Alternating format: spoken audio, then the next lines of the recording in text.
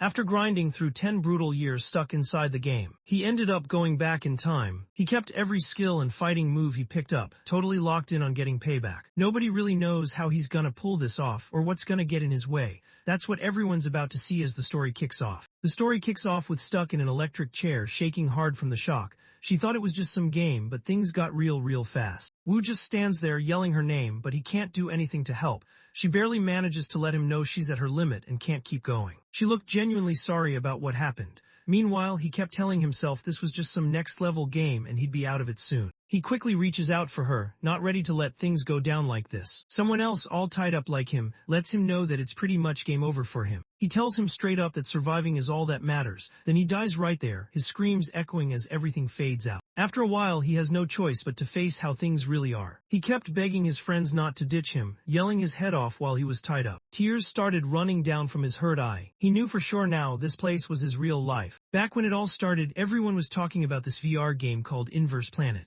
It blew up so fast, topping charts everywhere and getting players hyped all over the world. He blew up online for his wild ideas about dimensional portals, crazy powers, and epic battles. Wu jumped into the game after his buddy hyped it up, but out of nowhere he realized he couldn't log out. He was actually stuck inside. The game world suddenly turned real, showing up right in front of him like he'd just stepped inside his screen. Test Subject 62 just got hit with some sarcasm after getting close to the Ascension state. The Ascension project was this wild experiment where they used up thousands of people just to make one person an Ascendant. The whole project depended on grabbing people and using them as test subjects. He did some brutal stuff to them, like shocking them with electricity, forcing weird injections, and messing with their bodies in ways that just weren't right. The officials decide the girl's body has to be burned, so they just give the order and move on. They also tell the guards to throw him in with the rest of the survivors. The guards don't waste any time and start doing exactly what they're told. He sits alone in the dark, the pain hitting hard. What happened to him just keeps playing in his head. There's no way he can let that go. He promises himself he's not gonna die. He's locked in on getting payback no matter what. Out of nowhere, alarms started blaring through the building, letting everyone know a test subject just broke out.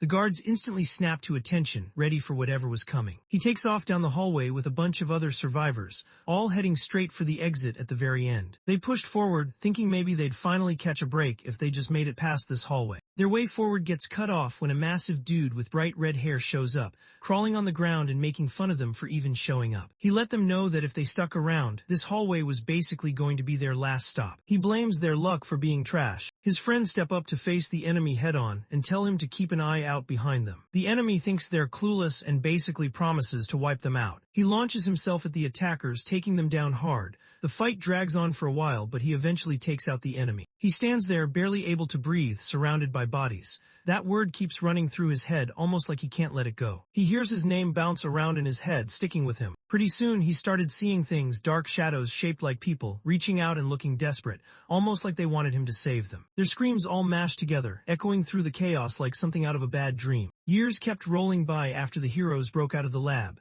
Time just kept moving, and it started to feel like their escape was a lifetime ago. He shows up out of nowhere, charging straight at the guards while they yell at him to back off. He's not listening, though he's locked in, going after them to get payback for what happened to his people. He keeps taking out his enemies one after another, not holding back at all, and he's straight up honest about how many times he's already finished them. He shows up in one scene, driving his weapon right into someone's neck. He could tell this payback wasn't ever gonna stop. Shadowy hands started creeping toward him, and he just sat there, thinking about how much longer he could keep going like this. He wondered if he'd have to keep living like this until the end. Out of nowhere, his phone pinged, and a blue system window popped up on the screen. He was caught off guard, not expecting it at all. On screen, a mission pops up, fixing the error. This time, he has to take out the supervisor running the Ascension project. If he pulls it off, he actually gets a shot at going home. Seeing that, he finally feels like there's a real way out. Hope hits different when the escape plan is right there. The story jumps to this fancy room stacked with bodies everywhere. There's a guy in a suit, barely hanging on, dragging himself across the floor, desperate to know why all this happened. Right when he should just been soaking up the wind, he calls out the attack on him. The supervisor, known for running the whole project, just totally loses it and yells. Young, the dude known as Test Subject 81, suddenly grabs him by the collar. Not knowing what's up, he looks to the supervisor, trying to figure out why he's acting this way. The supervisor lost it and yelled at, telling him to stay quiet and not talk to people like him. Right after, he called out to Wu, saying his name loud enough for everyone to hear. He gets tagged as Test Subject number 62, and they start calling him the Superhuman. The supervisor looks at him, basically saying he's the best thing to come out of the whole project. He did what nobody thought possible and went way beyond what any regular person could do. He's ready to give him any wish, saying he's built different from everyone else, but the guy shuts it down right away, not even letting him finish. The supervisor, clearly freaked out, tries to stop him. He calls the guy out for being reckless and lets him know that taking him out isn't gonna solve anything. He makes it clear that if anything happens to him, the whole corporate alliance is ready to mess up his family, friends, and everyone he works with. He takes out the supervisor with one solid hit, leaving the guy groaning on the ground. Thinks the guy's straight up evil and can't get over how there's blood everywhere. He just stood there totally unfazed while lost it at him. Was accusing him of taking them out before he could say anything, all while both of them stared at the screen in front of them. When the mission complete message popped up, he realized the reward was a ticket back to his own world. He couldn't help but get hyped. Finally, he was free. He's just about to hit accept, but then some voices cut in, asking where he's headed. Hearing those voices, he started thinking about the people he used to know, wondering if he'd already started to forget them. He wanted him to get back at them and take everyone out. He's totally wiped out, just lying there, not sure if he actually did enough. Even though he's not sure about it, he goes for it anyway, thinking this could be his only shot to get out. He lets his buddy know he's heading back to where he came from. His buddy just looks confused, thinking he's talking nonsense, but that pretty much proves he's been here since day one. He decides to go for it, taps the approval button, then tells his buddy to let everyone else know. Before heading out, he says sorry to his friend. He snaps awake in his bed, heart pounding like he just had the craziest nightmare. He instantly knows he's back in his own room. He looks over himself, kind of stunned to be back, trying to figure out how much time actually passed. He picks up his phone and checks the screen. It's May 19, 2041, 5 a.m. That's the exact day he got sucked into the game. Now he's thinking, did time even move while he was gone, or did everything just hit pause? He looks in the mirror and realizes all his scars and muscles are gone, almost like everything he went through never even happened. His mind suddenly gets hit with flashbacks from all those battles he had in that other world. He could hear the girl desperately trying to save herself. With the enemy straight up saying they're coming for his family and friends, he realizes this is all real. There's no way this is just a dream. He can tell those 10 years actually happened. The memories are way too clear to be fake. Suddenly his phone starts ringing and snaps him out of it. He spots the name pop up on the screen and it instantly rings a bell. He knows he's seen that name somewhere before. The moment he picks up, the person on the other end goes off on him for not keeping in touch and brings up the promise he made. He wants to know what's up with the promise, so she just says they have to meet up tonight, drops him a pin, and then ends the call. He grabs his phone and instantly recognizes the voice on the other end. She's one of the people he hangs out with the most at school. She was the one who first showed him Inverse Planet, so for a second he wondered if she set this up. But thinking back, his memory just didn't add up, so he dropped the idea. He chooses to see her before anyone else. When he shows up, greets him with a big smile, pointing out that it's been a while since she last saw him. She wonders if this is his first time hanging out since school wrapped up and tries to hand him a drink, but he just passes on it. He told himself he was better off not drinking right now, cause who knows what he'd end up doing if he did. While she's busy flipping food on the grill, she checks in with him to see if he actually played the game like he said he would. He explains that he just made a character and barely got through the intro before suddenly getting pulled in, which totally catches her off guard. She lets out a sarcastic laugh, joking that he basically didn't even play. He gets heated just thinking about the 10 years he had to grind through because of her. His hand tightens into a fist, and you can tell he's holding back a lot. She brings up how he said he'd show up on her more often, hinting that his build would definitely get her chat buzzing. He finally gets it. She only pushed him to play because it would boost her stream. He's not even sure he ever promised her anything, but after meeting her, coming back to his normal life suddenly felt real, like it could actually happen. He's chilling at his desk, typing away as he tries to find out who made the game. Turns out the company is called Planet Earth, and they're out in Silicon Valley in the States. He knows heading to the main office won't solve anything. If he tries to explain he landed in some other world because of their game, they'll just think he's lost it. He holds back from reaching out to the game, worried about what weird stuff might go down or what could happen next. He just sat there staring at his screen and letting out a sigh, not really sure why he was even doing any of this. Instead of being hyped that he actually made it out of that mess, he couldn't help but question if it was even worth it. He just goes with it and tells himself this is where he really belongs, letting go of any thoughts about the other world. Back at school, he was trying to get back into his usual routine when someone came up behind him and gave him a playful pat on the shoulder, just messing around. His buddy hits him up to chill at the bar, so he just goes with the vibe, hoping to leave all that stuff behind for a bit. He can't shake off the doubts crawling in about whether he's really back, especially with someone from his past showing up and pulling him in for a hug. He hears a voice in his head asking if this is actually real life. Instantly, he spins around, trying to figure out who just got into his thoughts. Time goes by, and stuff just starts getting weird in ways nobody expected. Hallucinations follow him around, voices in his head not letting up.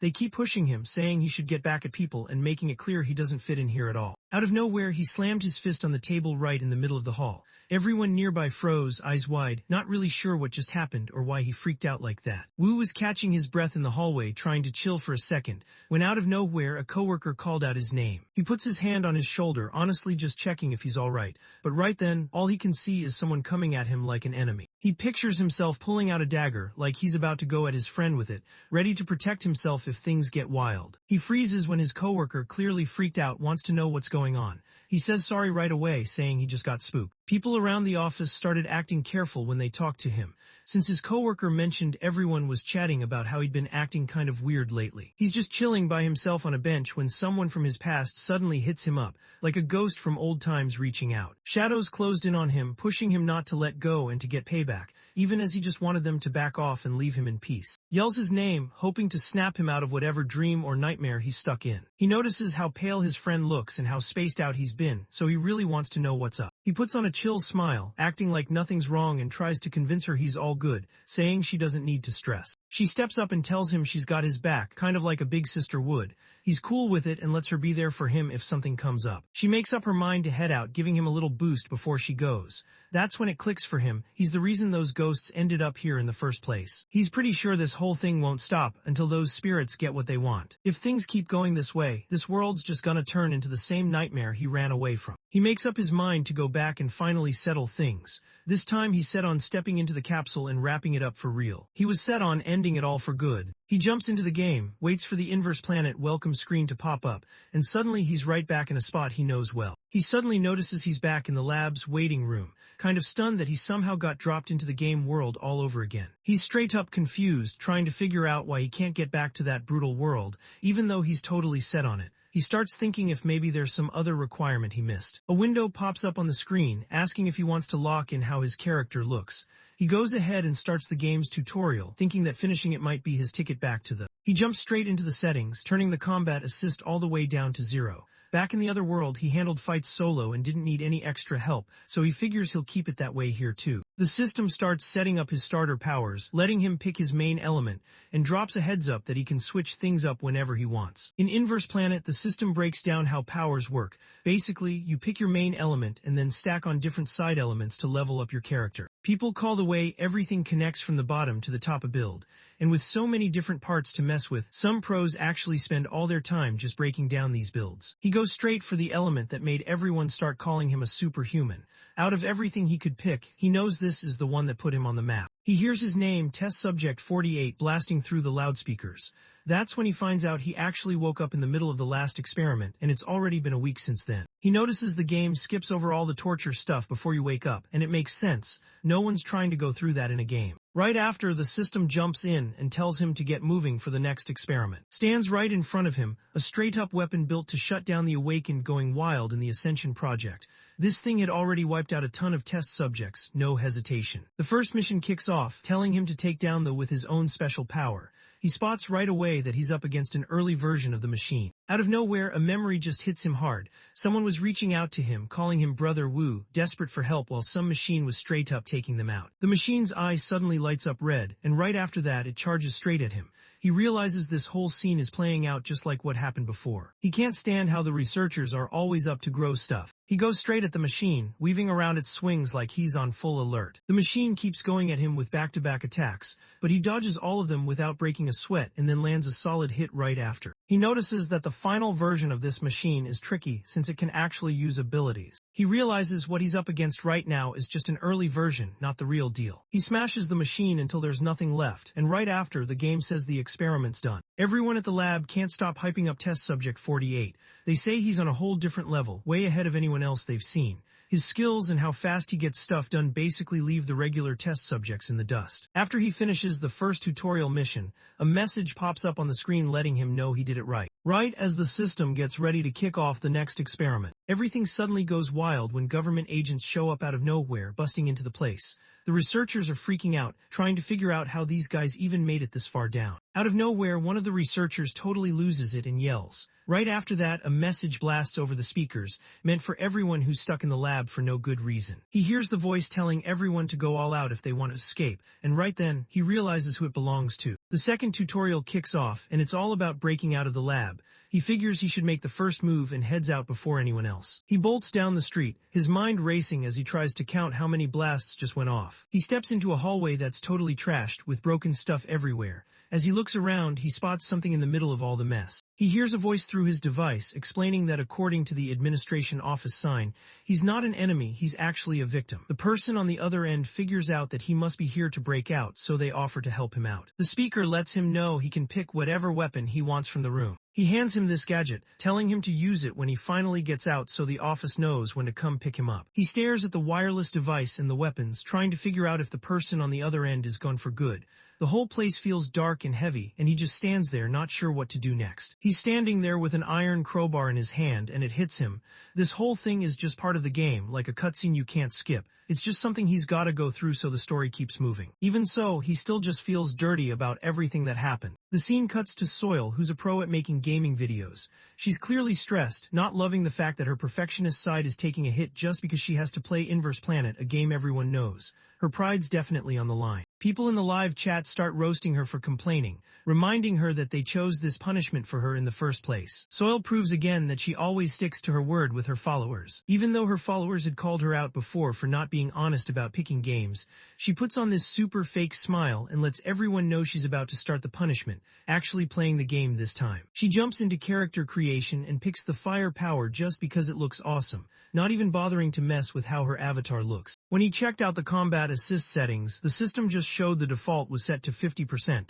It's there mainly to help with movement and fixing up his stance. Her followers start daring her to drop the ratio all the way to 0 and roast her for getting nervous. Then, right on cue, a mission notification pops up, promising a reward of 500,000 won if she can clear the tutorial stage solo, no help allowed. She figures out that almost nobody plays without some kind of help. She knows she's got skills, but she pauses, thinking this idea is kind of whack, like trying to play a game with an extra arm that doesn't listen. She thinks about dodging the challenge, but the cash prize has her attention. She's all in as soon as money comes up, her eyes practically lighting up. The followers notice her switch up and start dropping sarcastic comments about how fast she flipped for cash. She lets everyone know, full of energy, that she's going solo for the rest of her training. No help, just her grinding it out until the end. Her followers started dropping comments, clearly not sure if she could actually pull it off. They point out how last time took her out in just 2 minutes right after the game started. She's not happy about it, saying the game just drops you straight into a battle with 0 heads up. Most followers agree if you can hang in there for 2 minutes, that's actually pretty solid. But going up against that machine alone with just one ability is basically impossible. Once she's in the game, her main plan is simple. Grab a radio, get a weapon, and then just find a way out. She didn't see it coming when the game suddenly started searching for a squad for the Escape the Lab mission. That one needed 4 people, so things just got real fast. She's really hoping her teammates will carry her through the mission, but her followers online just start clowning her. The team couldn't find anything, so the system kicked things up a notch and started looking everywhere. Her followers let everyone know that the game only matches her with players who have the same assist settings, so she's basically teamed up with others who go wild and play without any help, just like she does. She clocks what's happening and starts thinking about bailing on the mission, worried she'll get stuck doing all the heavy lifting for the squad. Out of nowhere, the match goes through, and she gets dropped right into a mission that's already halfway done, even though she was trying hard to back out. She yells out that she's done, then out of nowhere, she's just there suddenly in this place. She just stopped in the hallway, eyes wide, checking out the wrecked robots scattered everywhere. Sparks were flying off their busted parts, and she tried to figure out what in the world just went down. She and her followers are just stunned. No one can believe what's actually happening. This isn't just some wild prank. Everyone starts asking if this is legit, trying to figure out if there's really a player going through the tutorial with 0 help. They even start thinking he might be some pro on a secret alt, because there's no way a pro would play like this. People online couldn't believe it when they saw he took out a bunch of ethanol machines all by himself, and he didn't even use any guns. She notices she's finally found the guy who can carry the whole squad and pull off the win. Without wasting any time, she heads out to track him down. Wu shows up out of nowhere in the middle of this pitch-black hallway, blood running down his weapon and all over him. Soil walks up to him real slow, trying not to freak him out, hoping he notices. He whips around and just starts going at her. He thought she was an enemy, so she freaked out and started begging for her life. Right when things got serious, he realized he messed up and backed off, quickly saying sorry when he saw she wasn't actually a threat. She spots how much he's bleeding. He's about to dip, but she's kind of nervous and asks if she can tag along since they're both on the same squad. She chases after him, letting him know she's a content creator and streams online. She asks if it's cool for him to be in her live broadcast. She tells him not to worry since privacy mode is on and his face won't show, but he just freezes, making her start to get nervous. Out of nowhere, sirens started blasting, making it clear that a test subject had broken out. The people in charge weren't messing around. They wanted him gone right away. No questions, no capturing, just straight elimination. Soil's freaking out, trying to figure out why the tutorial just got way harder all of a sudden. She checks him out, seeing him as the leader of the group, wondering if he's alright. He shows up, spinning a metal chain around like he's done it 1,000 times. He jumps straight at the guards and moving fast and not holding back. He takes out everyone right there, leaving the crowd stunned.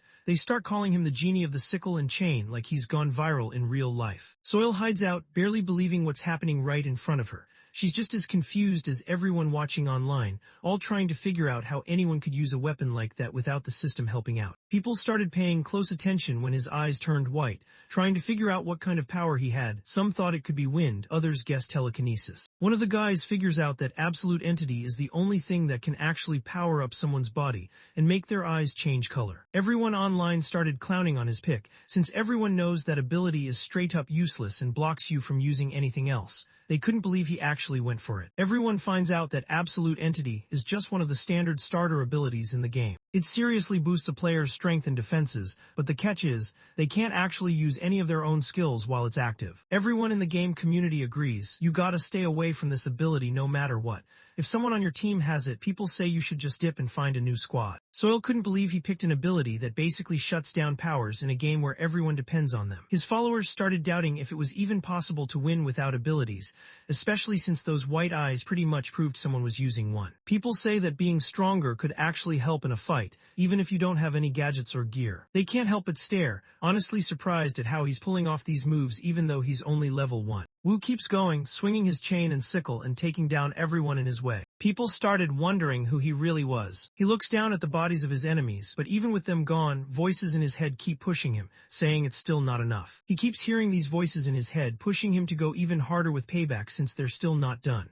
While he's caught up in all that, a sniper's laser suddenly locks onto his head. The ground basically freaks out, throwing a warning his way that something bad is about to go down. She started blasting her gun, annoyed at how messed up things had gotten. Her shots landed right where she aimed, dropping the enemy as smoke and sparks flew everywhere. She drops to the ground, trying to get her breath back. Meanwhile, her chat blows up. Some people are hyped, calling her clutch for staying calm, but others aren't having it. They're calling her out for just showing up at the end to finish off enemies after Wu does all the work. She just gives them this chill, almost smug smile, letting them know she helped out in the end, and honestly that's what really matters to her. Wu starts thinking back to stuff that happened in his past life. Right then, Soil tries to get his attention while he's just standing there in the middle of the battlefield. She calls him Mr. Hard Carry, tagging him as the guy who really stepped up and carried the team in the fight. He just looks over at her, totally chill, not letting it get to his head. She looks at him clearly on edge and wonders if he's mad about her stepping in. She tries to explain she just wanted to help out, even a little. He quickly brushes it off, saying he's not upset. He lets her know she really did help him out. Right away, people in the comments start showing respect for how chill he is and how smooth his voice sounds. Everyone's hyped about the way he handled the dude who tried to steal his kill, real classy. Soil sees her chance and quickly asks if she can tag along with him to finish up the tutorial stage. He just goes with it and says yes, no stress. He tells her his name is Wu, and that's when it clicks for her. Mr. Hard Carry was just a nickname she made up in her head. She starts thinking about whether Wu is actually his real name since it didn't get censored or anything. She wants to know if he really picked the Absolute Entity ability as his main skill. He just nods, confirming it. Suddenly, the followers blow up. Some guys start thinking they need to take another look at that ability, while others keep saying it's garbage and all the crazy stuff happening is just because the player is cracked, not because the ability is actually good. She's really interested in how he managed to dodge bullets without any powers, and wants to know what games he used to mess around with. He just shrugs it off, saying he didn't really play anything in particular. He suddenly comes to a halt, catching her off guard. When she wants to know what's up, he lets her know there are 2 type enemies just 20 meters out. Soil's honestly impressed with himself. He can tell exactly how far the enemies are and how many there are, even though he doesn't have any special detection skills.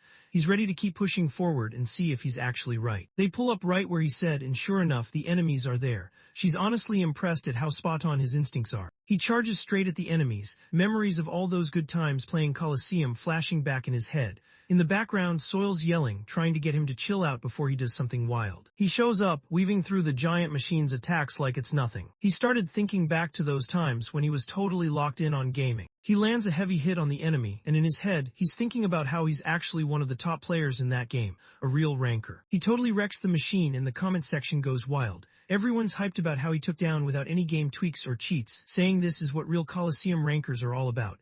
Soil, not really getting it, wonders out loud if being a Coliseum ranker is actually a big deal. Her followers started clowning her, pointing out that rankers at that place actually got scouted for pro teams.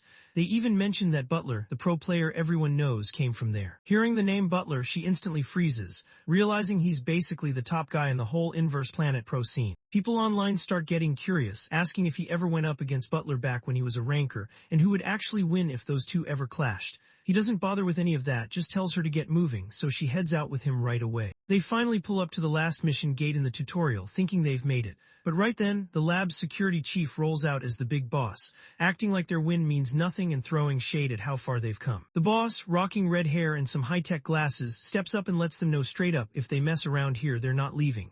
This place is about to be game over for them. The boss throws out a warning, making it clear Wu's next if he messes up. That's when Wu finally gets it. Everything he's been through up to now was just the warm-up. His whole vibe switches up and his eyes light up, sharp and focused. Dark hallucinations started popping up around him again, creeping him out with whispers about finding him and pushing him to take out the boss right now, since his payback still wasn't done. The boss starts yelling, warning everyone not to even think about getting out of there alive, totally clueless about what's about to hit him. Soil lays down machine gun fire to give her teammates some cover, but then out of nowhere, an energy shield pops up around the boss and just shuts down her bullets. She's caught off guard, trying to figure out why there's suddenly a particle barrier blocking her shots. People in the chat start clowning her, pointing out that the security chief isn't awakened, so of course he's got powers like that. They roast her for thinking she could just handle it with a gun. She yells out for him, letting him know she's got his back with some cover fire from where she's at.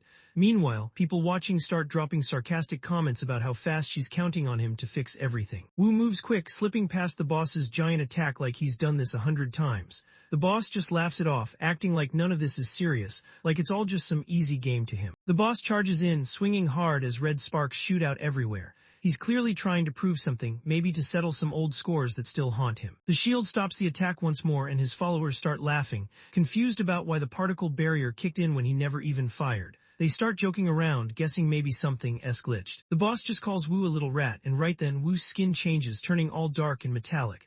Everyone around him instantly knows he's got that Iron Man type of power, nobody misses it. The boss slammed his fist into the floor, cracking it open and making everyone think he had to weigh a ton. He charged forward, looking ready to wreck anything in his way, and his crew could tell that one hit from him would be game over. He glared, clearly fed up with how long the other guy kept dodging. Everyone watching couldn't believe how he kept dodging every single hit that should taken him out. Wu swings hard and lands a solid punch right on the boss's face. The guys watching can't even pretend they could dodge that, not even with the system helping them out. They start joking around, saying there's no way they'd bother giving backup to someone playing at this level. The boss is clearly hurting, but still manages to tell him not to mess with his iron skill. Voices from the ghosts echo all around him, saying the boss is tough and won't go down that easy. They hype him up, pushing him to go harder and get revenge for everything the boss did to them. The boss freezes up, totally freaked by how strong the test subject is. Meanwhile, Wu just stands there, not showing any emotion at all. He lands the last hit and quietly claims the win for himself. A system message popped up on the screen,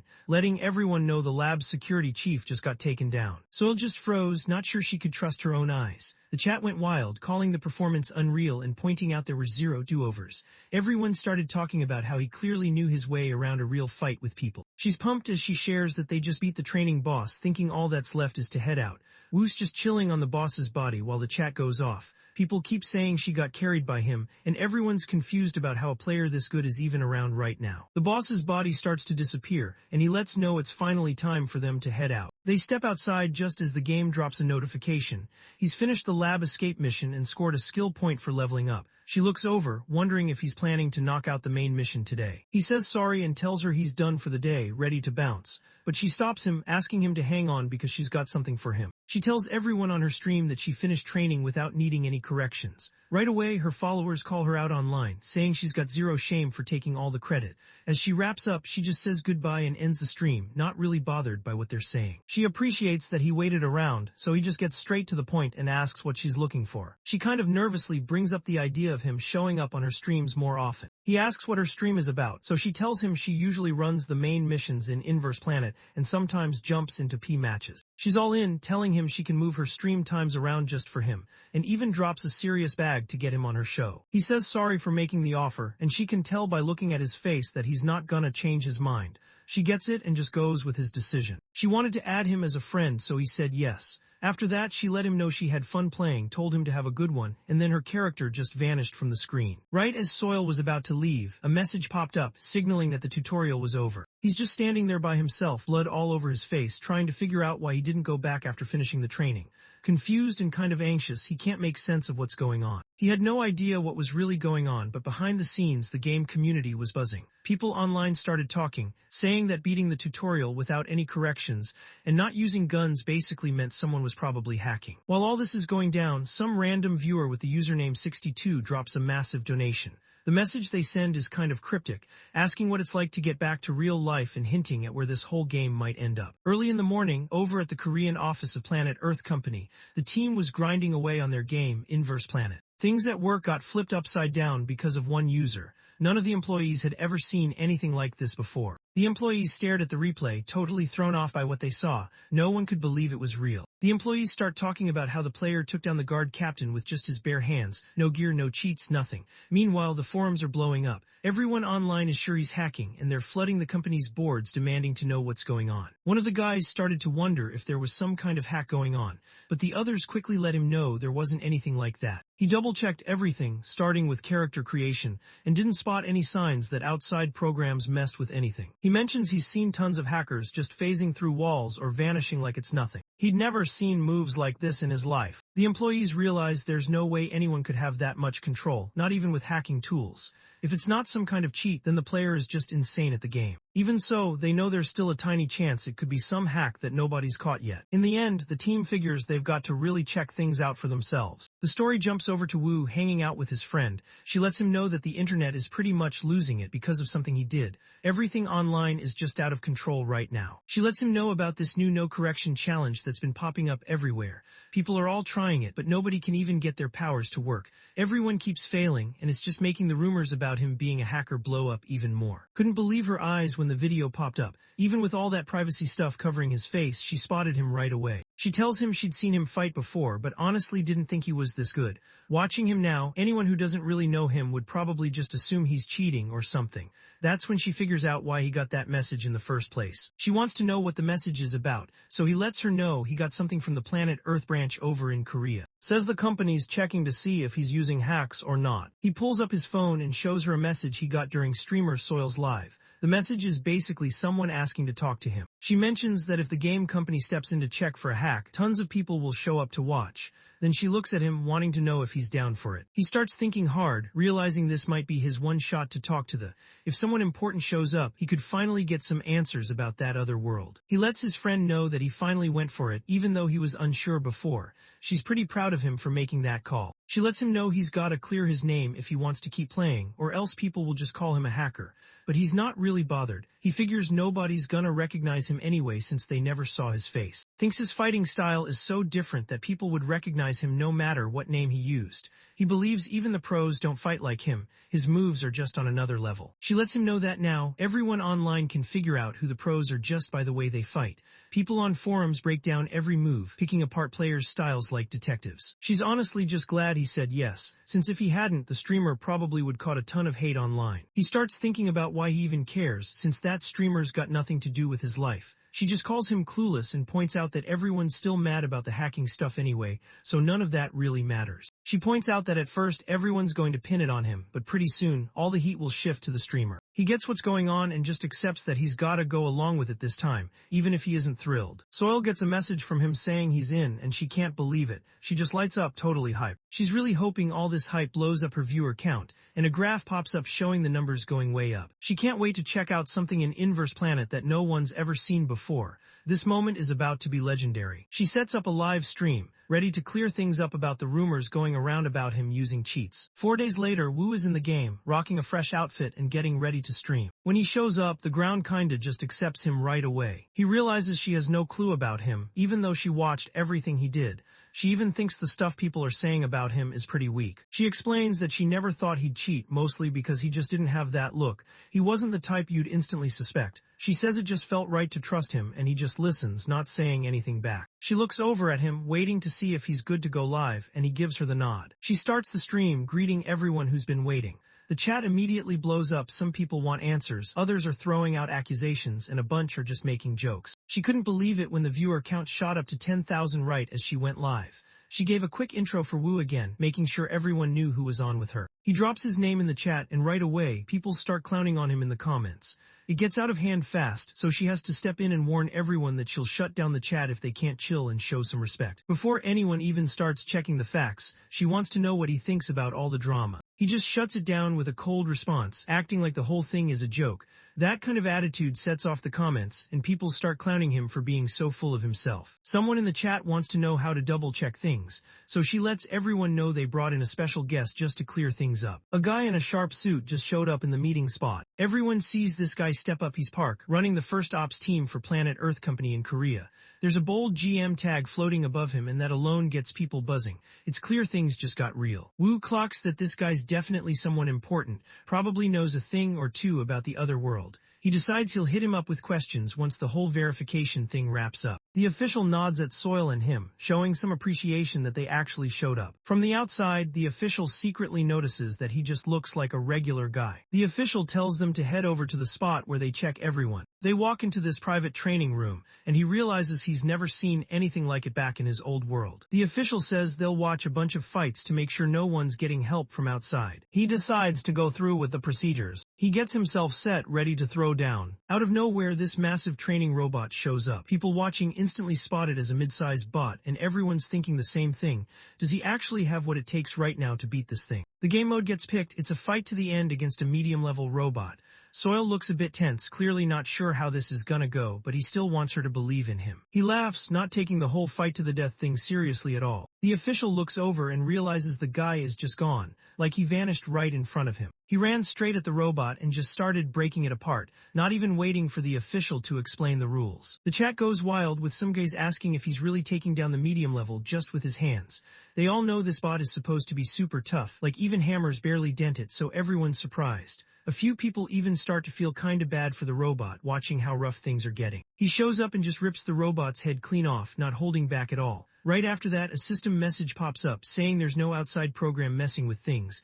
The official nearby just mutters, thinking this guy's straight up wild. Deep down, the official knows for sure there's no way what he's seeing is some kind of hack. He slams his foot down and lets everyone know he's done with the test. PARC came out saying they didn't catch anyone using cheats during the last match, but they also mentioned the check wasn't long enough to be 100% sure. Park tells him to fight a certain way, laying out all the rules. He doesn't even hesitate and just goes for it. Meanwhile, the people watching start to catch on. This whole setup is really just to see if he's secretly using some kind of auto-fighting cheat. The narrator goes on to explain that programs take over the character using software, but they can't play exactly how the user wants. So when a player picks a specific strategy and sticks with it from the start, it basically shows they're not using any hacks. The official nods at him and tells him to take out 3 mid-level training bots, but this time he has to use just the. He gets what he needs to do and gets ready for the challenge. The official keeps it to himself, trying to figure out what's going on, because honestly this situation should be a total nightmare for the player. He looks at himself and realizes he's not even a little worried about losing, like, not even close. The fight kicks off fast, almost before anyone can react. He's got the sickle down, moving like he's done this 100 times. When everything's over, he's just standing there in the mess, job done exactly how it needed to be. Soul gets super hyped, realizing she was actually right about what she saw earlier. She lets her followers know that the was moving on its own, almost like it was alive. Everyone watching is blown away, not really sure what just happened. Some people in the chat start saying the sickle looks totally busted, like some op weapon, but others clap back, saying it's not the weapon that's broken, it's the person using it, especially since that kind of weapon's usually just for close-up stabs. The official just stares, totally blown away by what he's watching. He knows there's no way anyone else could pull this off, not even with cheats. If this guy isn't hacking, then he's honestly on a whole different level. The official, who's been all about learning more since becoming a game manager, starts thinking hard about Wu. He's not sure if Wu can actually take down this advanced training robot, especially since Wu only has one base element to work with. The official, wanting more answers for himself, goes ahead and sets up one last test. Out of nowhere, a massive, scary-looking robot rolls into the arena. The whole crowd just freezes, not believing someone would actually drop something that wild into the match. People start thinking the official seriously went too far and is basically asking for chaos. If the robot pulls off a win, the National Council will have to give him that human with hacker status badge for real. They brought in the newest robot, calling it the Advanced Training Robot, late version Ethel. He catches eyes with the advanced robot, both of them sizing each other up for a second. His robot face twisted into a creepy grin, and just seeing it made him instantly mad. The fight kicks off hard. The robot throws a heavy hit, and he barely manages to slip out of the way. The fight keeps going hard, and he's out here dodging like a pro. He can tell right away this guy's way out of his leg. If he takes even one hit, it's game over. He realizes the robot's built way tougher than anything he's faced before, and none of his hits are doing anything. He keeps swinging, not stopping until one of his hits actually lands. Followers are straight up scared but can't look away. They're all saying that just one hit could end him, but he's dodging everything. Everyone's calling it wild. At first, the official really didn't see himself squaring up to a high-tech robot with just some basic material. He honestly thought he looked pretty lame in the beginning. He realizes now that he's been slowly taking control over the robot for a little while. After landing a solid hit that totally wrecked the robot, the admin guy figured there was no reason to stick around and watch anymore. Once all the data was in, the training robot got pulled out of the arena, and he caught on right away. Asked the official straight up about the test results, wanting him to make it clear there was zero outside software messing with the game. The official kept it simple, saying this wasn't some kind of hacking. That comment lit up the game community. Some people were totally confused how it wasn't hacking, while others were quick to say the cheating accusation was pointless after the admin's announcement. Not long after the original post calling a cheater got deleted. Soil hopped online sounding pretty pumped as she talked to her followers. She basically let everyone know she'd called it. No one was cheating, just like she'd said. The people who doubted her before couldn't really argue now that the officials had spoken up. Trolls started to back off, but some folks still noticed how hyped he was getting and started calling him the physical fitness monster. The nickname made him grin. It was like people thought he was almost too strong to be real, and honestly, he liked that. With all kinds of chat blowing up, Soil made sure everyone knew he wasn't cheating. His skills just looked unreal sometimes. He wrapped things up by asking his guests for their last thoughts. He said he had a good time, and the official gave her for grinding so hard. Soil wrapped up the stream, waving bye to over 100,000 followers. Some of them just couldn't believe he was already planning out farming resources, while others wished the stream wasn't ending since it was really all about clearing his name. Most of the chat started calling this episode straight up legendary. Once the stream wrapped up, Soil gave props to both Wu and the official for showing up, but he made sure to thank the official a little more. The official just nodded and gave a quick bow, acting like it was no big deal. The official just smirked, clearly not taking him seriously and acting like it was no big deal. He was about to dip, but then the guy cut him off out of nowhere. He turned to the guy and said he had something on his mind, and the officials were cool with hearing him out. He straight up wanted to know if the guy ever ran into any bugs in the game, stuff that could trap a player inside or make it impossible to get out because of a glitch. The official brushed it off, saying he never heard about anything like that. He basically pointed out that if the game really had a mess up that huge, there's no way it would blown up worldwide. He thought about it, and honestly it made sense to him. The official finally made up his mind to leave and let out a big breath, clearly relieved that all the tension was finally over. She looked over at Wu and hyped him up for his hard work. She said she'd figure out the broadcast money and hit him up later. Even though he said he didn't really need the cash, he was cool with her reaching out. Soil could tell that letting him walk away was basically throwing away a golden shot at some awesome content, but she paused and didn't ask him to come back on stream. She held back what she really wanted to say, remembering she only got the okay for him to show up today just to clear things up for him. So instead, she just said goodbye and told him she'd hit him up next time. Wu was standing by himself, kind of let down since he didn't get the info he wanted about the other world. Just then, his phone buzzed, a message from popped up. She wanted him to meet her right away in the combat prep room after she found out the broadcast was over. She welcomed him with a ton of energy, instantly asking how things went on the stream and letting him know that everyone online was going wild about it. He made it clear he wasn't a fan of the whole thing. For him, trying to play while keeping up with chat just didn't vibe at all. Didn't really see that coming. She threw out a different idea. Just picture yourself gaming solo and ignore the chat completely. He said he could set everything up for him to just give it a shot, but he wasn't interested at all. Streaming just wasn't his thing from the start. Wasn't about to let it slide, so she told him to jump into P and see how he'd do against real players. The P system basically means players go up against each other in battles, and it's one of the two big things you can do on Inverse Planet, right up there with fighting against the game world itself. He started thinking maybe this was why she called him over. She basically let him know she wasn't cool with him bailing before giving this system a shot. He didn't want to explain himself, so he just acted like he wasn't planning to play anytime soon. The game wasn't really his vibe, especially since he probably wasn't going back to that other world. But before he could get out of it, jumped in and made it clear, P is what really matters in this game, and you can't judge it just from messing around in training mode. He started thinking about what she said and realized the story mode, PvE, was basically a copy of the world he already knew. But PvP, that place was packed with stuff he'd never seen, and he figured he might stumble on something new there. He was down for the experiment, so Neon jumped in and broke down the different types. First up was duels, where it's basically you versus someone on your level, either 1-on-1 or 2-on-2. She started breaking down struggle mode next. In this mode, players pick from 4 setups: control, escort, capture, or extermination, and then jump into 5-on-5 team battles. She broke down how survival mode works. Basically, 100 players drop into the map, scramble to grab whatever gear they can find, and then go all out battling each other until there's just one person or squad left standing. Since this was his first time, Neon wanted them to try team mode and even said she could help pick out a good build since P usually needs that.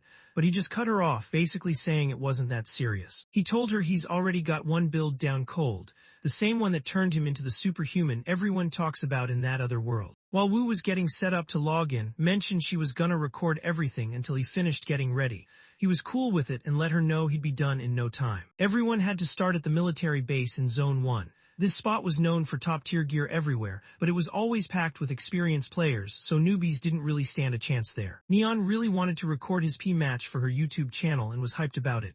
He got a bit annoyed and told her to chill, but in the end he let her go ahead. Still, he couldn't help but wonder why she was so extra about it. The screen popped up with a timer showing he had 60 seconds before the game kicked off, and it showed the military base was picked. He hit confirm to lock in his login. Gave her partner a quick salute, kind of joking around but also hoping they'd run into each other again, both still around. The moment he walked in, he landed right in a third-floor lobby and spotted his first opponent waiting there. The guy looked annoyed, clearly not happy with how lame the gear and supplies were in this place. The opponent tried to switch spots, thinking he'd be safe, but Wu came out of nowhere and caught him off guard from behind. In just a few seconds, the system called out that Wu took out Lucky Day. Was caught off guard, not thinking someone would get knocked out right from the jump. She noticed Wu's build. Dude looked unreal, almost like he was cheating. Notifications started flying in non-stop, showing that he was taking out player after player, barely giving anyone a chance to breathe. Neon stared at what was going down, totally confused and trying to figure out what he was even doing. He showed up taking out a dude called Slime Monster. He looked down at the guy he just beat, realizing the place was way quieter now. Nobody else seemed to be around, so he started thinking maybe this dude was the last one left in that whole area. He paused for a second, realizing he really hadn't planned on running into 4 people all at once while heading down. He wrapped up grabbing everything he needed, so he figured it was time to bounce. Out of nowhere, he got a panicked voice chat from. She was freaking out, saying she was totally pinned down and there were way too many enemies around her. He pulled up the map on his phone and saw she was way over in the next block, pretty far from where he was right now. He let her know he was on his way and wanted to know exactly where she was, so she replied that she was up on the 3rd floor roof. She let him know that throwing hands on the lower floors was wild, since it looked like fights were popping off everywhere. He just nodded, deciding it was smarter to agree with her. He launched himself so fast that one of the enemies actually spotted him and just froze, caught totally off guard. The enemy stared, totally thrown off by who this guy was and how he could move that fast. Meanwhile, the other dude told his teammate to get his powers ready since he was gonna stall him for as long as he could. He grabbed his weapon and charged straight at the enemies, ready to throw down. The second guy totally lost it when Wu took out his friend, and right after, a message popped up showing that player got eliminated. The opponent sized him up and could tell right away this guy was all about strength and speed. His whole game was built on muscle and quick moves. The opponent rushed at him, yelling and throwing out some wild dark energy that looked like it could wreck anything in its path. Wu saw the attack coming and just jumped back, dodging it clean. His opponent started tossing insults, calling him crazy, but he just stayed focused and finished the fight with one clean move. He stayed cool, zoned in, and kept sprinting straight toward where was. Suddenly the system popped up, letting everyone know he just took out Chest Eye Baby and Buy Me Chicken. He dropped a message saying he was out front and couldn't believe how fast he got there. She wondered if she should head down and help out. He told her to stay put while he reached out to open the door. He waits behind the door, listening to footsteps getting closer. Judging by the sound, he figures there's probably 4, maybe 5 people heading his way. The second the door swung open, he showed up with this icy look, and the enemy didn't waste a second. Dude came at him right away with a dagger. The enemy charged in, yelling and ready to throw down, but he was already locked in. With quick reflexes, he snatched the guy's wrist before he even knew what was happening. The attacker froze for a second, totally thrown off by how fast he got countered. A system pop-up flashed on the screen, letting everyone know that Wu just took out. He stood over the guy he just beat, realizing he had to step up his speed if he wanted to finish this for real. Right after, the system lit up with alerts showing crazy speed taking out a bunch of players, each with wild usernames like Be Filial to Your Parents, Shrimp Meals, and Dental Care. His coworker just stared, surprised at how fast he pulled that off over and over. Noticed he was out there dominating by himself, no help from anyone. Out of nowhere, he just showed up next to her, not making a sound. She totally freaked out and screamed, then swung at him without thinking. He dodged it, then let him know he shouldn't have jumped out like that and scared her. She told him she hadn't even realized he was there until he showed up beside her, almost surprised at how he was racking up so many kills. Dude could probably hit 14 solo at this pace. Meanwhile, he couldn't help but wonder if he even needed to show up at all. He checked if she'd already wiped out everyone in the building, then looked kind of surprised when he noticed she was holding a chainsaw. She just grinned like it was no big deal and let him know it was the only weapon she could find around there. She hyped herself up, saying there was no way she'd let the team go down and promised to carry everyone for the rest of the game.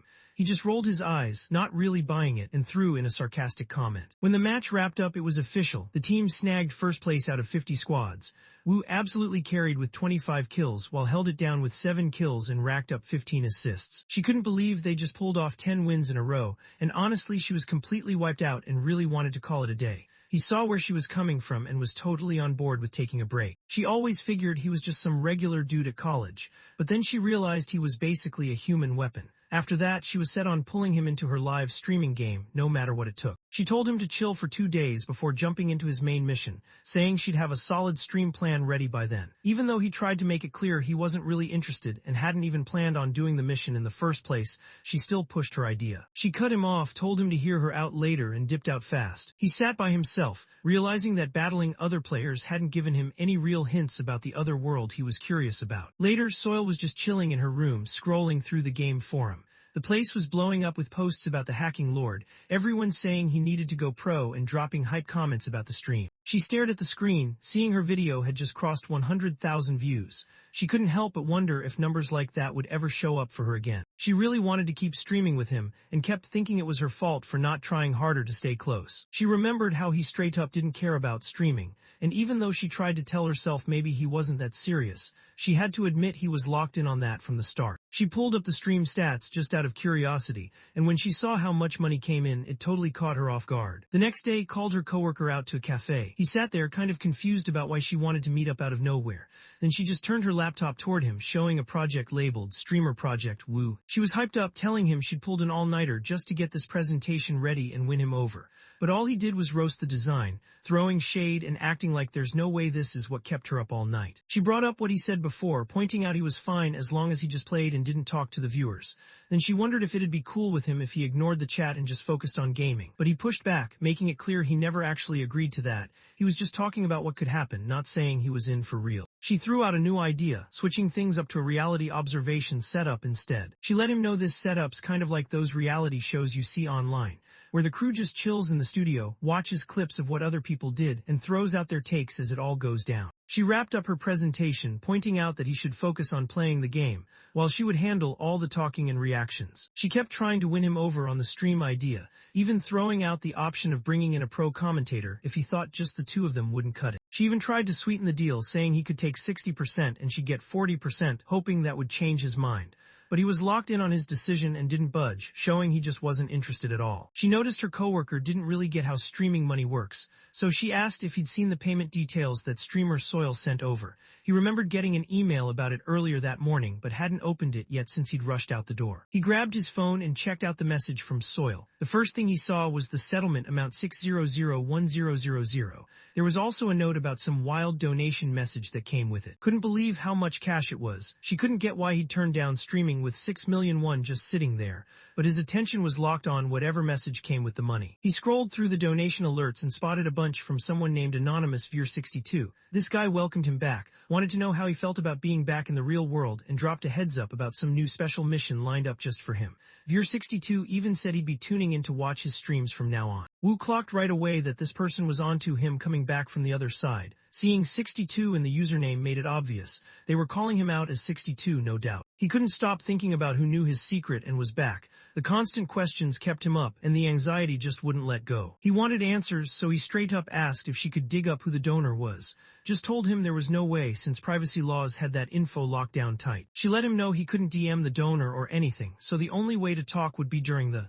Right then, he decided to just go for it and agreed. He said he was serious about streaming, and that got her hyped. She wanted to make sure he was really in and wouldn't bail when things got tough. The game's audience got word that the hacking lord was about to show up live on his own stream called Hack Tourism. commentator, and were also set to join, so people online started getting hyped for what was coming. It was Golden Friday, and everyone was getting ready to chill and have a good time. Everyone was hyped up, crowding around their screens, all dialed in and ready to go. Everyone in the game community was hyped and super curious about who the commentator was, all while the last 5 minutes ticked down before the stream started. Inside the broadcast studio on the flip side of the planet, everyone could feel the tension right before launch. Was totally tense, barely able to sit still, while who was commentating kept it chill and reassured her that they were ready for anything. Who always breaks down the game for everyone, got pretty nervous the moment he saw the invite to join. He looked kind of stunned that she actually got Wu on stream, while she just laughed, thinking back to how Wu said yes right away when she asked. Neither of them had any idea what was really going on with him saying yes so fast. The stream kicked off, letting everyone know the show was about to get started. Kicked things off by greeting everyone, and then jumped in to let people know who he was. Everyone in the chat started blowing it up, all asking where Wu was and saying he needed to show up.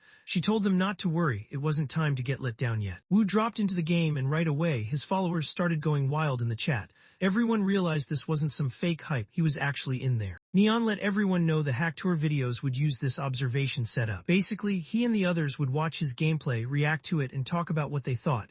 The privacy mode was switched on, so no personal info would get shown. She got everyone hyped up about how he plays, then checked if the crowd was actually down to get started. She gave him the signal to go. He suddenly got a ping on his wireless device from the management office. They wanted him to help out the survivors and get out of the forest ASAP. The mission popped up, telling him to sneak past the guards who were hunting for the runaway test subject and meet up at the office just outside the woods. He noticed right away that it looked exactly like last time. Back in the other world, all he did was try to get away. But this time he was done playing it safe. He yelled out as loud as he could, basically calling out every enemy nearby to come at him. The enemies heard him yell, and as soon as their boss spotted him, he freaked out and told everyone to go after him from 3 sides at once. He moved fast, dodging hit after hit, using his weapon like he'd done this a million times. He started swinging his weapon around, wrecking everything in sight, and made it clear to everyone that they weren't making it out alive. Bullets started flying his way as the guards unloaded on him, but he was quick, blocking some shots and dodging the rest, all while moving his weapon like he'd done it 1,000 times. One of the enemies got hit and suddenly started yelling out in pain. The guards stared him down.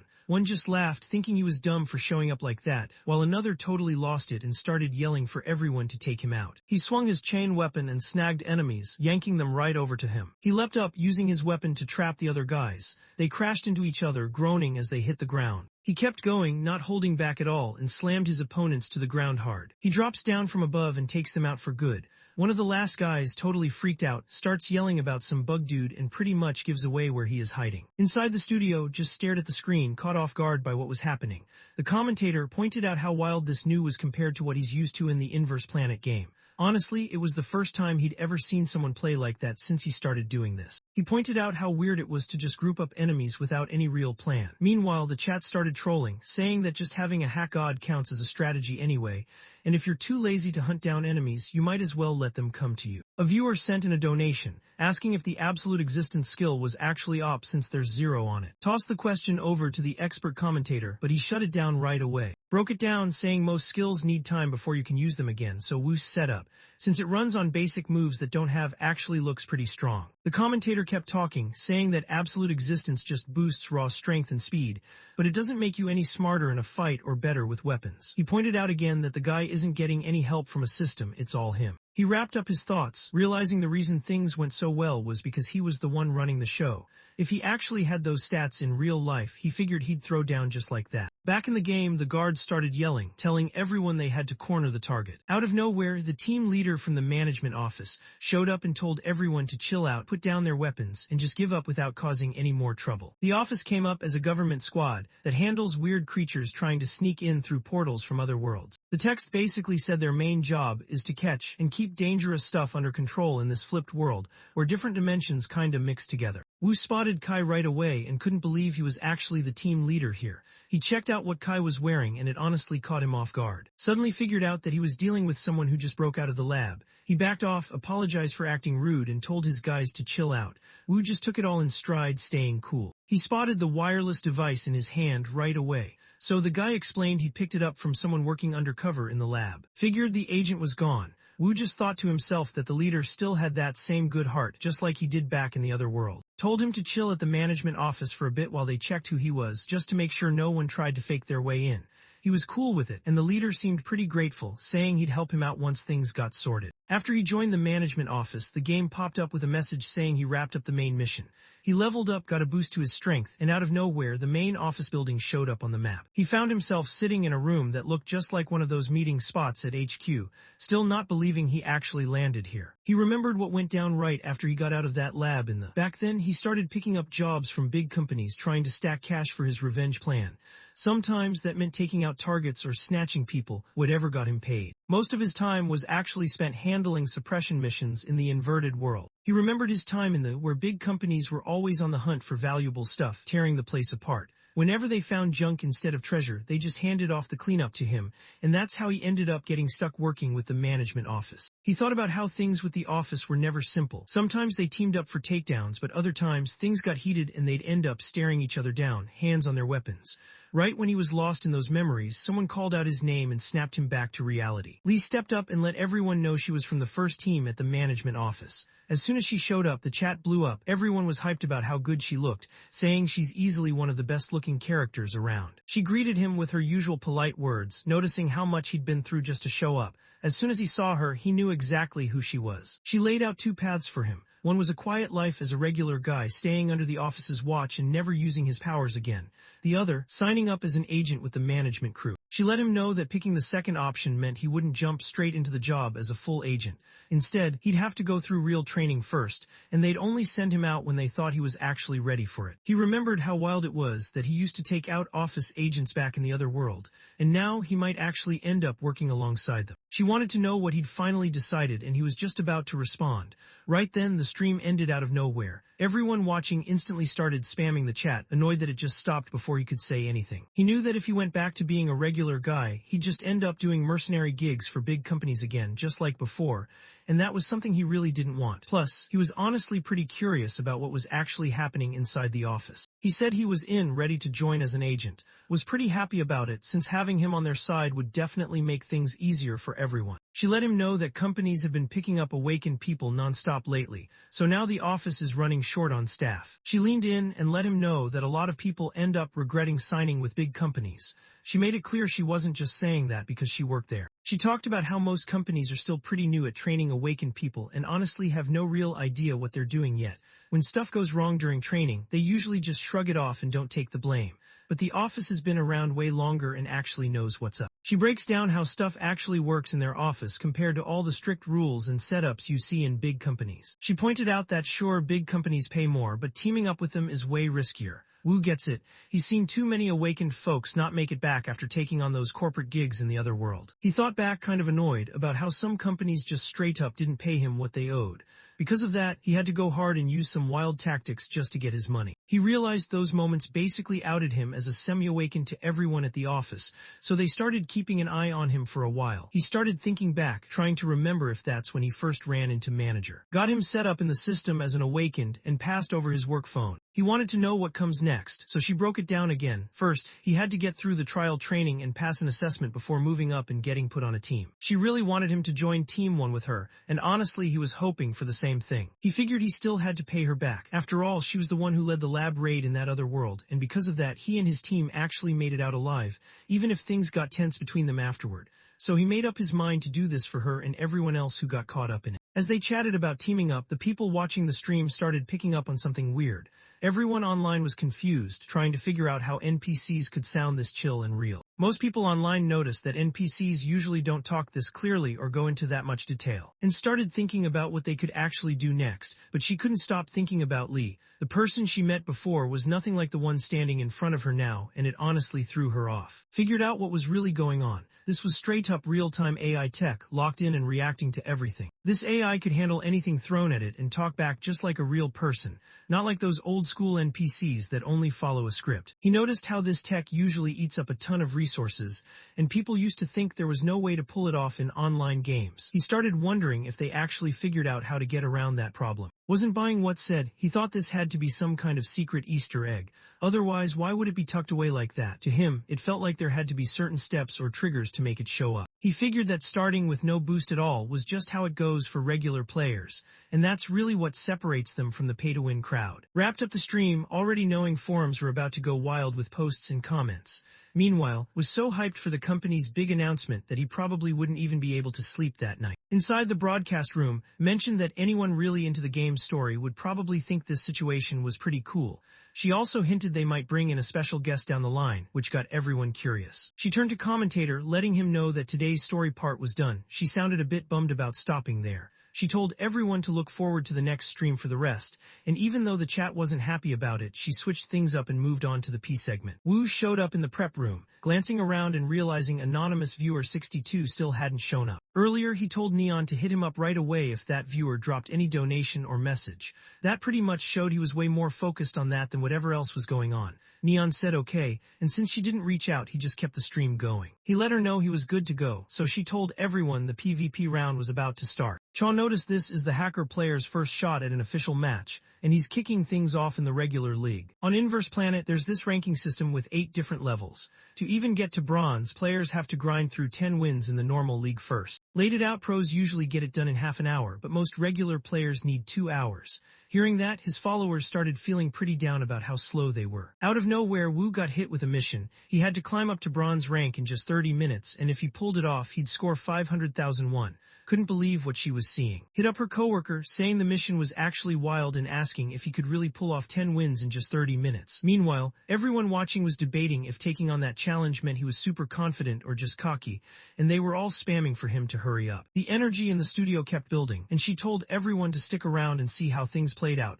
but the narrator made it clear nobody had any clue what was coming next. The system finally set him up with a regular solo match in Zone 6, right in the residential district, and the first round was about to kick off in just 10 seconds. Was caught off guard when he noticed him pulling out a weapon he'd never seen before. He checked out what was going on, trying to figure out if this dude was all about fighting up close. He thought that if he just kept some space, he could probably stay in control the whole time. The match kicked off and couldn't help but think the other guy might have slept on Wu.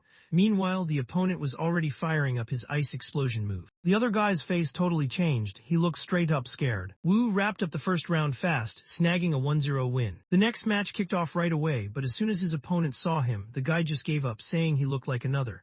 So he picked up the win without even breaking a sweat. During the second match, Wu brought out his weird weapon. The other guy totally freaked when he realized he'd managed to block Wu's shadow spear. His opponent's face twisted up, clearly hurting, and just like that, the second match wrapped up. He took the win against Melon Bread with a clean 2-0 score. The third match kicked off, and this time the opponent showed up rocking a Taekwondo uniform. The match wrapped up fast when Hay-Eating Guinea Pig got taken out, locking in his 2-0 win. He kept racking up wins, taking first place in the 4th, 5th, 6th, and 7th matches. The times were all close, but his scores were way ahead every round. Couldn't believe how fast Wu pulled it off. He racked up 10 wins back-to-back in just 20 minutes and leveled up to bronze rank. Was totally locked in, super impressed by what she saw. Meanwhile, everyone watching could tell this was on another level. People online started saying the performance was wild and even smashed pro records. Noticed the record time was wild, but honestly, what really stood out to him was how insane the match record was. Pointed out that his game usually gets thrown off when the matchup sucks or things get risky, and honestly, fire builds are especially tough to handle. No matter what build came his way, Wu just handled it. He played every match steady, never slipping up or losing focus. Pinecone just dropped a donation of 500,000 won, which got saying thanks right away. Meanwhile, looked pretty restless, clearly wondering how his ranked games would go and if he could actually pull off something big. Started thinking about why sniping and streaming at the same time was so tough. Explained that trying to match up with a specific player's timing just to get into the same game was actually super hard, especially when everything's happening live. Even though things didn't look great, he still hoped he was just overthinking it. People watching could tell this conversation was basically a bad sign for what was about to go down. The system locked him into a solo ranked match in Zone 11 Graveyard. As soon as he dropped in, someone called out that they'd spotted their target. The guy with orange hair and glasses showed up, calling Wu out as the gutsy troublemaker he finally ran into. He made it clear he was ready to set this hacker straight, and fans online started buzzing, seriously confused about how someone managed to snipe in the very first ranked match. Some people were wilding out, but others shrugged it off, saying these players always act like this, even though they're not even part of the company. Made it clear he wasn't about to get caught up in all that drama. He remembered what he'd been told before, just ignore it and keep it moving. Kept his eyes glued to the match, nerves kicking in, as his opponent kicked things off with this wild scream and just unleashed a huge blast of energy. His opponent charged straight at him, going all out, ready to finish things with one big move. His opponent got launched into the air, yelling as he went, and the chat wasted no time roasting him for missing every hit after talking big earlier. People started clowning on him, asking who's actually getting schooled now, since everyone was hyped for a real showdown but ended up watching him get wrecked instead. Wu swung his sword hard, and right then, the guys who backed the other side started rethinking everything. He let everyone know he wished he hadn't even bothered watching, since the show was such a letdown. He took the win in the first round, beating player Unknown 1-0.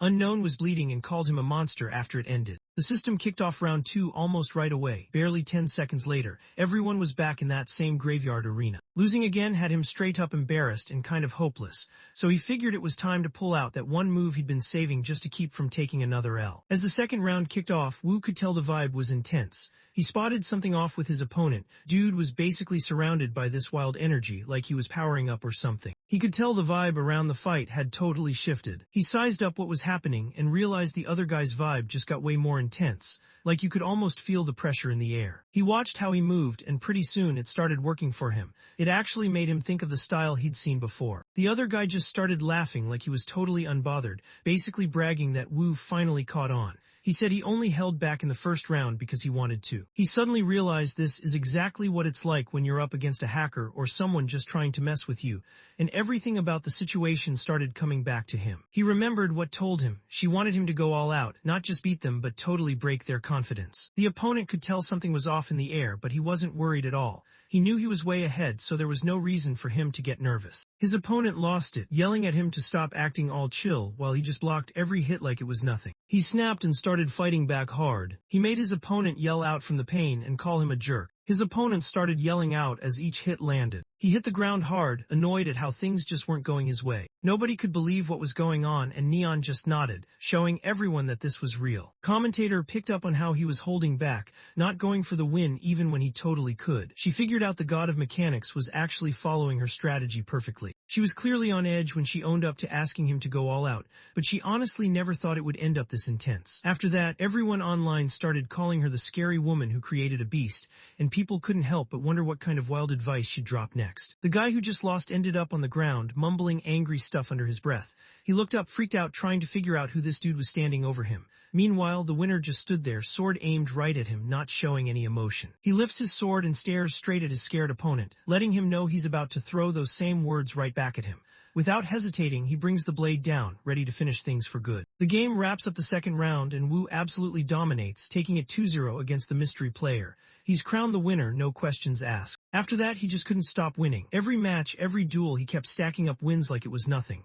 Before anyone knew it, he blew past 30 wins in a row, faster than anyone else had ever done it. Over in the studio, couldn't believe he already hit gold rank. She was caught off guard by his insane streak, 30 wins back-to-back on his first stream. Everyone watching online was glued to the screen, trying to figure out if he was just that good or maybe, and honestly, people started joking about what kind of power food he must be on to play like that. Everyone in the chat started spamming, wanting to know how he set up his character. She paused for a second since most gamers don't really like giving away their strategies, but she still decided to go for it and ask him. She slid into his DMs, kind of nervous, just checking if he'd be cool with showing off the build, but made it clear he didn't have to. He just went for it and agreed without making a big deal. That caught her off guard in the best way. She couldn't help but feel hype. She let everyone know that the god of mechanics was about to drop his build, and promised to put it up on the community board once the stream wrapped. Viewers online went wild, since most people never thought a player this confident would actually share something that valuable. Time was almost up, so she wrapped things up, giving a quick bow to thank everyone watching and letting them know the long stream was finally over. When the cameras finally shut down, Cha just couldn't get over how wild everything had been.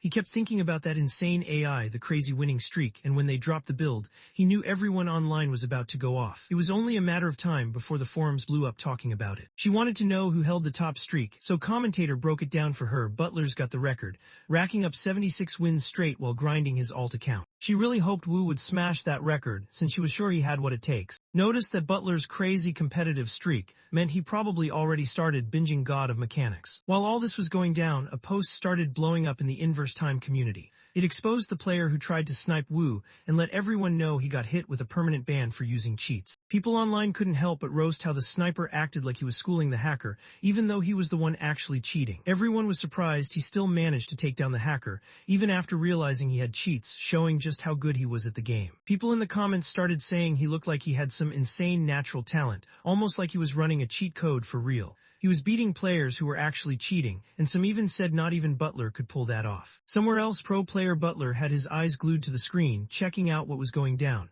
He thought the whole thing was actually pretty interesting. A couple days went by and then the second stream kicked off. Wu was out in the forest just standing there when he noticed something off. Anonymous viewer 62 hadn't shown up during the last stream.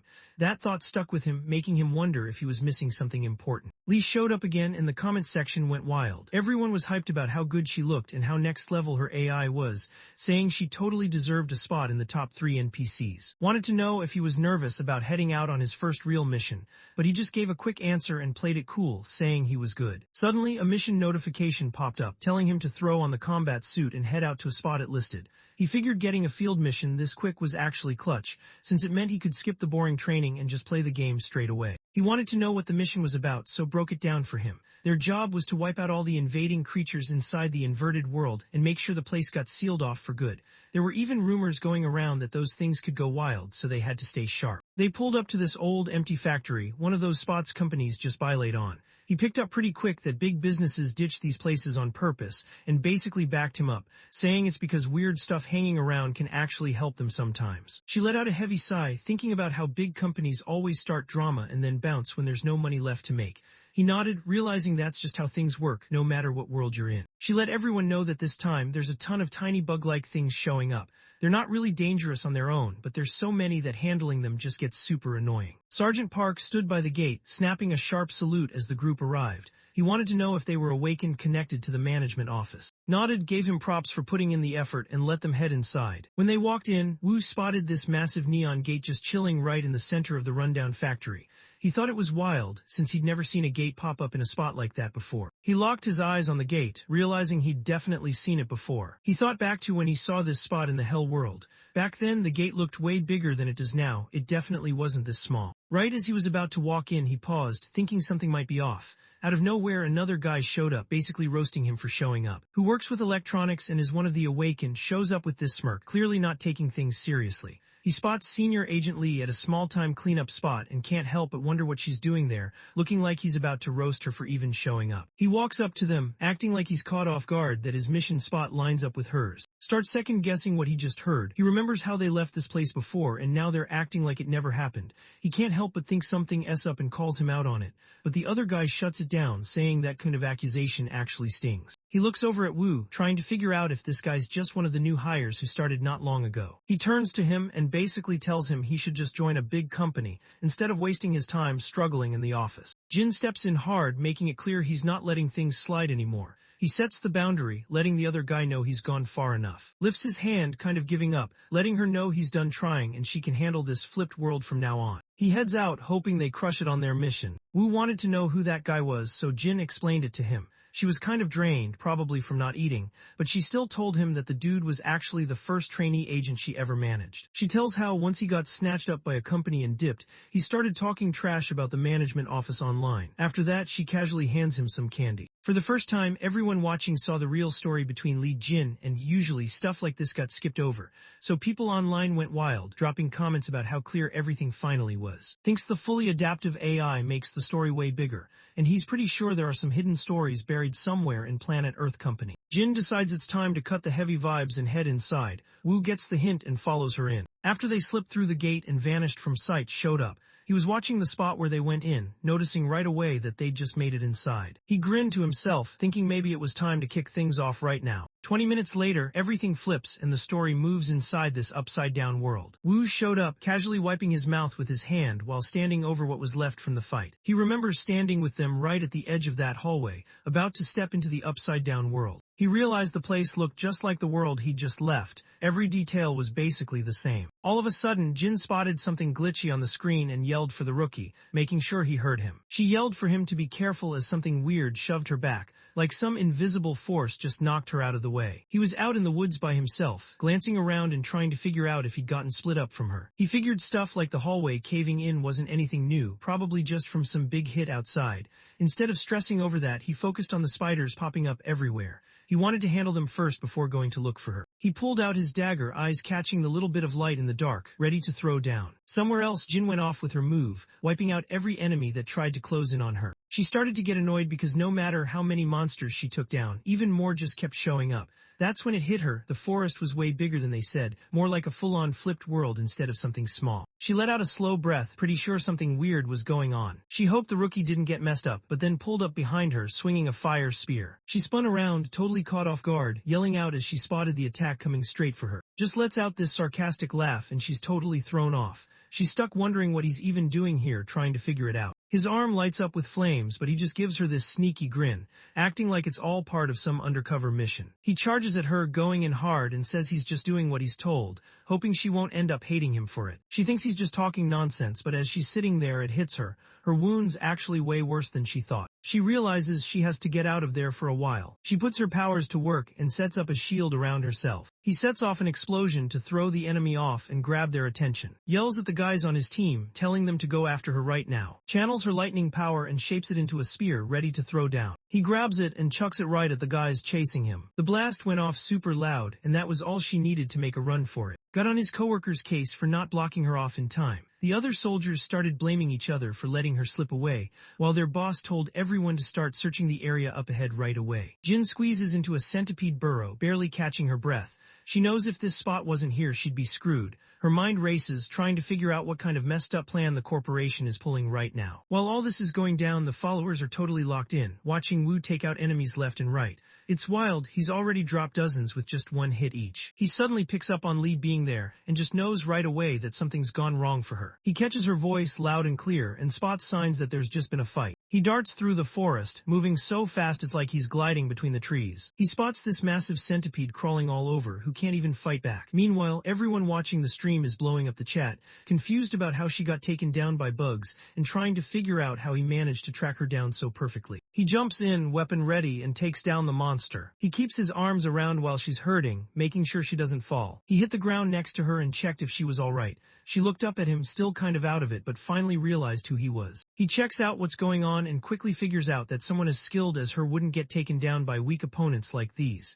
He decides her injuries must be from some kind of special power. He thinks it over and realizes there's only one awakened who could pull this off right now. He goes straight to the point and wants to know if is the one who did it. She nods and lets him know he's got it right. He notices right away that slipped in right behind them as soon as they walked through the door. Back in the studio, and just couldn't believe what they were seeing. They pointed out that always pulls off his ambush moves way later when it's about the company stuff, so him doing it this early just felt off and made everyone side-eye the whole situation. They start thinking maybe this whole shift is because of the adaptive AI kicking in, turning everything into some secret wild storyline. The camera cuts back to Jin. She lets him know she just managed to throw off her trail, but she's worried he might come back to try and catch her off guard. She also points out that if she uses her powers, it'll totally give away where she is. He tells her to chill out of sight for a bit while he patches her up, planning to handle things himself and saying she should dip out first if she needs to. She shuts down his idea of going after Solo, looking stressed as she points out that's basically a pro and there's no way a rookie like him can handle it. Still, he stays chill and tries to put her at ease, saying he's got it under control. He steps up, looking like he's got everything under control, and says he knows exactly what to do next. Meanwhile, she's not buying it. She can't help but doubt if he's actually ready to handle what's coming. Not long after, enemy soldiers started moving through the forest, all trying to find. Kind of irritated, thought about where she could have possibly hidden herself. He tells his crew to sweep the valley, thinking she couldn't have gotten far with that injury. Figuring he's got the best shot, he heads down himself to look for her. He notices something darting through the darkness, instantly grabbing his focus. He wasn't expecting anyone to pop up out of nowhere, so he just reacts and goes for a fast attack. The guy freaks out, stumbling over his words and begging him to chill for a second. He notices the rookie standing with Jin, and right away he gets this sly grin. Looks like he thinks he just got lucky, like this new guy is going to make things way easier for him. Wu plays it cool, acting lost and scared, saying the hallway just gave out and that's why he got split up from Li Jin.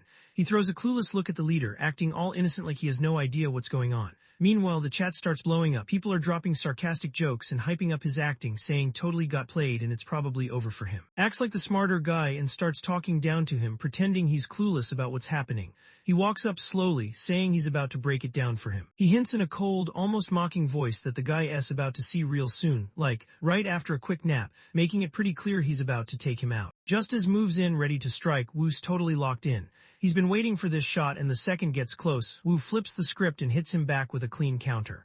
Lately, I've had a strong addiction to watching manhwa and manga recap videos. Every single day, I find myself binging one after another, losing hours and days doing absolutely nothing productive. And honestly, it's getting out of hand. So, maybe we can make these viral videos too. I mean, look at the views, the growth, the community these creators are building. It looks simple, right? But that's a trap. You go down this endless rabbit hole, spending money, losing sleep, hiring editors and writers from Fiverr and Upwork, and still feel like you've been robbed. Because don't forget how emotional the YouTube algorithm can be with making videos go viral. It's unpredictable, especially when the market's saturated, competition's relentless, and somehow other creators are dropping 10-hour videos daily while you're stuck trying to finish one. That's when I realized something had to change. So, I built the solution, the Webtoon Narrative Suite, a complete one-click system that handles everything from cropping, script narration, text-to-speech, image processing, and full video generation in one smooth process. Save money, reduce hours of work, and have a tool that only gives you straight results. Click on the link down below and experience it for yourself. And if you want even more tools to supercharge your YouTube recap journey, visit my Ko-Fi and Patreon pages where I drop weekly new tools designed to keep you ahead as AI continues to steal our jobs. So tap in now before you get left behind.